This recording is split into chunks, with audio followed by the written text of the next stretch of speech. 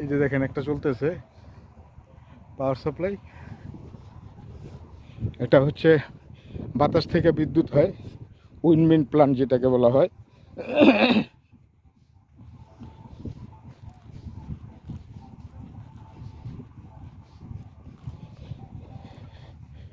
Windmill plant. এই যে হাঁটতেছি এখান দিয়া, এটা একটা প্ল্যান্ট থেকে আরেকটা প্ল্যান্টে যাচ্ছি আর কি।